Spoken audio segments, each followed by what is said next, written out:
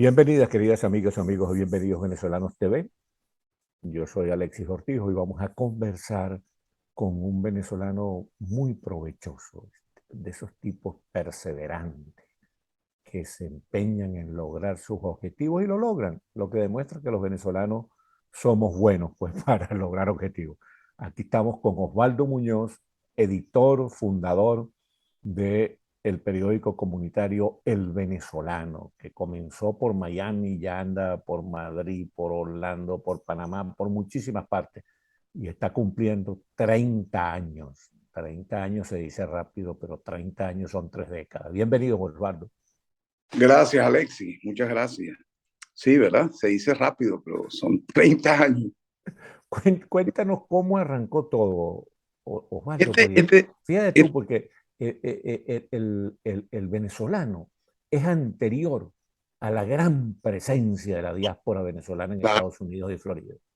este es un proyecto que iniciamos familiarmente. Entonces, mi esposa, Carlos Osorio, mi cuñado, que en paz descanse, Zoila, y otro gran periodista, mejor dicho, el periodista que es Carlos Zabaleta, pues que también en paz descanse. Lo iniciamos allá en agosto del 92, el día exactamente que llegaba el huracán Andrew aquí a Miami. El Tuvimos que, mismo día, el mismo día, 24 de agosto del año 92, qué tuvimos casualidad. que no solo suspender la salida, sino cambiar la primera página, que ya estaba hecha, y colocar a la que en ese entonces era cónsul de Venezuela, Magda Ruiz Pineda, en la portada, con un Magda poco Ruiz de Pineda, hija de un ilustre prócer de la Venezuela. democracia venezolana, Leonardo Ruiz Pineda. Este, y eso, bueno, después, 5 años después, nunca se me olvida, el doctor Luis Prieto, un destacado y querido miembro de nuestra comunidad, que fue factor fundamental del periódico El Venezolano y a quien le estamos eternamente agradecidos, tituló en el editorial de los 5 años lo que el huracán, lo que trajo el huracán. Porque normalmente uno dice Es lo que que se Luis llevó el Prieto huracán, Oliveira era un tipo ocurrente realmente. lo que el huracán se llevó, lo que el viento se llevó. Bueno, esto lo trajo. Llegamos con la fuerza de un huracán, decía el doctor Prieto en ese editorial, ¿no? Entonces, imagínate, Alexis, son 30 años de este esfuerzo familiar que mi esposa y yo hacíamos absolutamente todo, menos diagramar porque no sabíamos. Después, al poco tiempo, al mes, 2 meses, se incorporó Carlos también. Entonces vendíamos, distribuíamos, escribíamos, sacábamos la foto, vendíamos, cobrábamos, hacíamos absolutamente todo.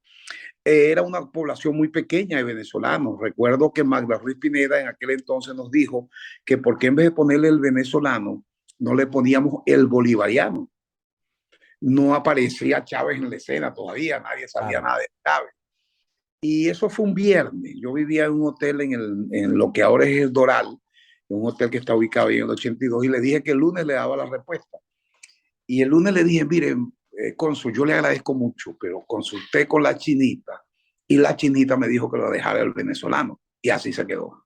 Y la explicación que me daba Hay que la decirle a doctora, la gente, hay que decirle a la gente, los venezolanos lo saben, pero los que no lo son, que la chinita no es otra que la Virgen de Nuestra Señora de Chiquinquirá, que es la patrona de Maracaibo. exacto. Entonces, la doctora Ruiz Pineda tenía razón. Me decía, mira, si lo colocas el bolivariano, como una población muy pequeña de venezolanos, vas a tener la posibilidad de incorporar a los peruanos, a los colombianos, a los ecuatorianos, etcétera, etcétera. Panameños. Pero, exacto, los panameños. Pero bueno, a la final se quedó así, ¿no? Esa fue una de las primeras anécdotas que podemos contar del venezolano en sus inicios. A través de 30 años, para sintetizarlo en 12 minutos, hay que hacer una proeza, pero sí podemos destacar hechos muy importantes. Por ejemplo, hace más de 18 años está incorporado en la lista de colaboradores nuestros. Uno, quizás para mí, el intelectual, uno de los intelectuales más lúcidos de América Latina, que es el periodista, escritor e historiador Carlos Alberto Montaner. El doctor Osvaldo Álvarez Paz, porque yo conocí a Carlos Alberto, por cierto, cumple 30 años escribiendo en el venezolano. 30 años escribiendo Es en el el venezolano. gobernador del Zulia, es candidato Y, y, presidencial. presidencial, presidente de la Cámara de Diputados. Sí, señor. Alexis Ortiz, el moderador de este programa, el conductor, también tuvimos el placer de tenerlo entre los colaboradores permanentes del venezolano. Y han sido muchos. Bueno, el doctor Prieto, como lo dijimos al comienzo, quizás pues quien más cerca tuvo de nosotros, junto a su esposa Rosa, que teniendo Rosa la jefatura de redacción del periódico, obtuvimos otra de las cosas más importantes que hemos conseguido a través de estos 30 años, que fue el Premio Nacional de Periodismo de la Asociación de Periódicos Hispanos de los Estados Unidos, por un trabajo de investigación que desarrolló Rosa. Mira qué casualidad, eso hace 27, 25 años, por violencia policial. O sea que la violencia policial no es ajena ni es única de estos tiempos. A un venezolano que perdió un ojo, por cierto, por la violencia policial ocurrida en un sitio de Miami Beach. Ese trabajo, que duró como 7 semanas, se fue presentado en la Asociación Nacional de Periódicos Hispanos y para satisfacción nuestra, pues obtuvimos el Premio Nacional como trabajo de investigación. Son las cosas que hemos venido logrando a través de estos tiempos. También podemos decir como hecho significativo la incorporación del venezolano a la Sociedad Interamericana de Prensa. Eso se dio en el año 96. Recuerdo una anécdota muy personal, pero vale la pena.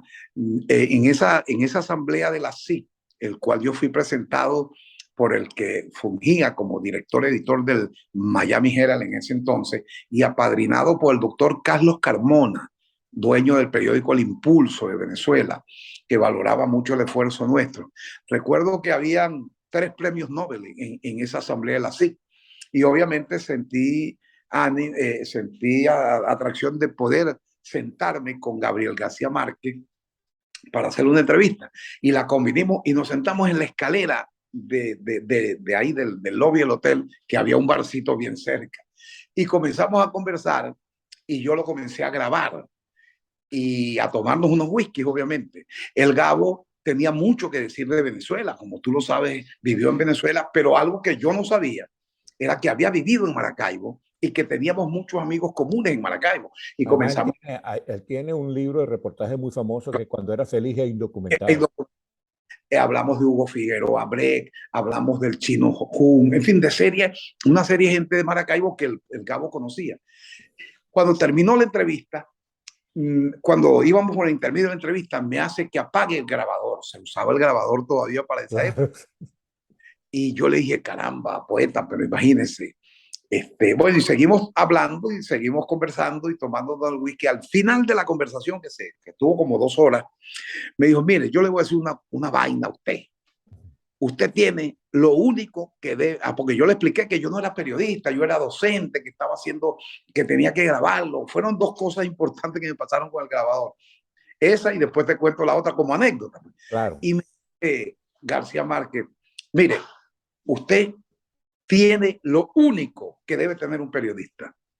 Le digo yo, bueno, ¿y qué es lo que tiene que ver? El oficio. Y usted tiene el oficio de periodista. Nunca diga que no es periodista. Usted es periodista pues tiene el oficio. Bueno, eso obligó otro whisky más, ¿no? Claro.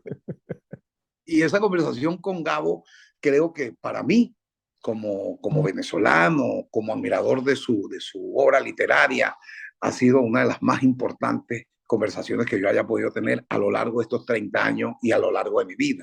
¿Y La otra cuáles fue, eran los otros 2 premios Nobel que estaban en está, esa reunión? ¿Oscar Rigoberta, Arias sería uno? no, Rigoberta Menchú y Oscar Arias. Okay. Eran los 3 premios Nobel que llevó la CIC en ese momento a su asamblea, cuando nosotros en Pasadena, California, ingresamos como miembro. Desde ese entonces, el año 96, somos miembros de la CIC. Yo he tenido el honor de ser parte de su directorio en 2 oportunidades. Y ahora, por cierto, se instala en Madrid el 27 de este mes la asamblea que por 2 años no hemos hecho por las razones de la pandemia.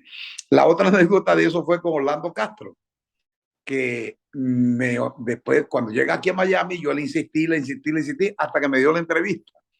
La grabé completa. Cuando llego a la oficina a transcribirla, habían pasado como 15 minutos, porque me pidió, la única condición que me pidió Orlando Castro era que le enseñara la entrevista antes de salir. Y resulta que cuando llego Alexi a la oficina, el grabador no había grabado absolutamente No nada. puede ser.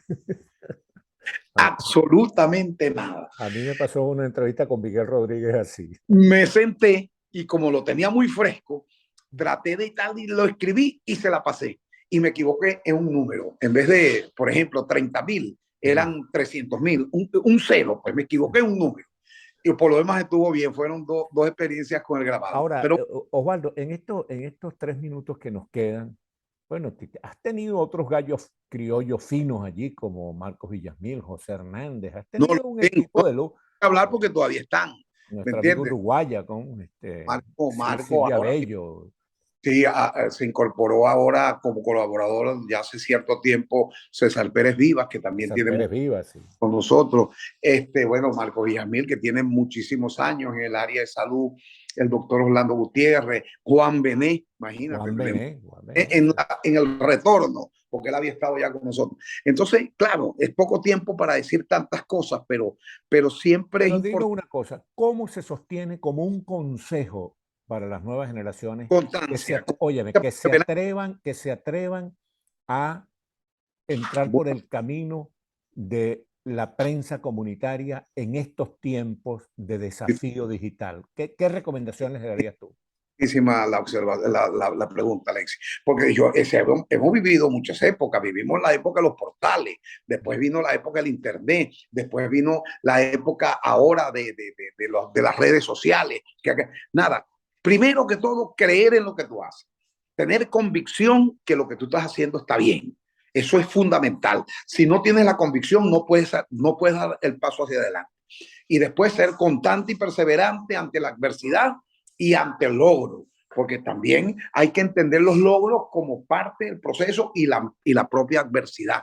Tiempos difíciles, nosotros vivimos el huracán Andrew, el huracán María, Katrina, en las Torres Gemelas, la pandemia, en fin, ¿qué no hemos vivido en estos 30 años?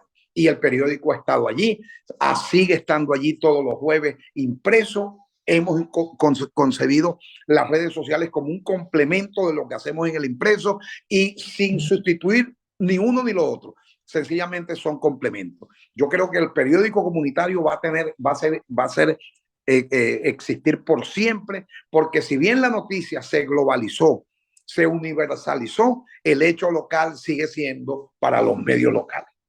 Sí, señor. Bueno, ojalá vamos a desearle al venezolano 30 años más de vida y cuando cumpla los próximos 30 años le desearemos 30 más. Muchísimas gracias a Gracias. Osvaldo Muñoz, un Agradecido. maracucho de lujo, bregador, guerrero. Buena suerte. Gracias. Y gracias a ustedes, queridas amigas y amigos, por haber tenido la amabilidad de vernos y escucharnos.